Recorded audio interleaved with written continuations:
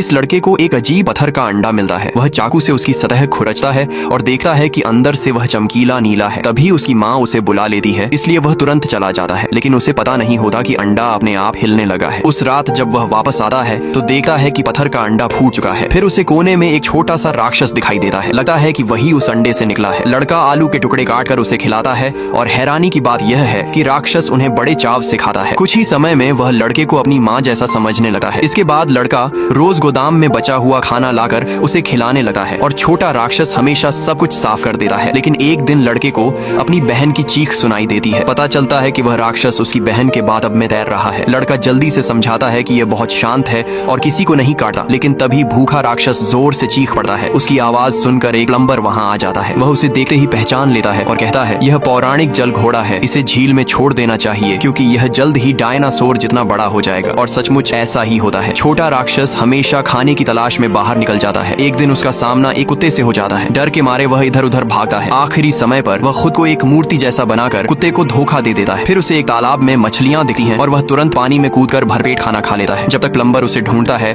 वह एक ही रात में 10 गुना से भी ज्यादा बड़ा हो चुका होता है। वह तुरंत लड़के को जगाता है। इतना बड़ा जल घोड़ा देखकर लड़का भी हैरान रह जाता है। फिर प्लम्बर ट्रक में उसे झील तक ले जाता है, लेकिन जल घोड़ा लड़के को छोड़ना नहीं चाहता और पानी में जाने से मना कर देता है। मजबूर होकर प्लम्बर एक आलू दिखाता है और उसे लालच देकर पानी में भेज देता है। कुछ दिनों बाद 2 बूढ़े झील में मछली पकड़ रहे होते हैं। अचानक उनकी बंसी में कुछ फंस जाता है, लेकिन वह कोई मछली नहीं बल्कि विशाल जल घोड़ा होता है। वह नाव को तेजी से खींचने लगा है। एक बूढ़ा कहता है कि वह मर जाएगा, लेकिन बंसी नहीं छोड़ेगा। तब दूसरा जल्दी से डोरी काट देता है और दोनों किसी तरह बच जाते हैं। एक दिन लड़का छोटी नाव लेकर जल घोड़े को ढूंढने निकलता है, लेकिन अब वह पहले से भी बड़ा, लगभग डायनासोर जितना विशाल हो चुका होता है। लड़का उसकी पीठ पर सवारी करता है। जल घोड़ा उसे पूरे झील में घुमाता है और फिर ऊंची छलांग लगाकर पानी से बाहर निकलता है। खेलते खेलते थकने के बाद वह लड़के को किनारे छोड़ देता है, लेकिन एक सैनिक यह सब देख लेता है। उसी रात सैनिक अपने साथियों के साथ जल घोड़े का शिकार करने निकल पड़ता है। जैसे ही कुत्ता उसे ढूंढता है, सैनिक उस पर गोलियां चलाने लगते हैं। गुस्से में जल घोड़ा झील की गहराई में चला जाता है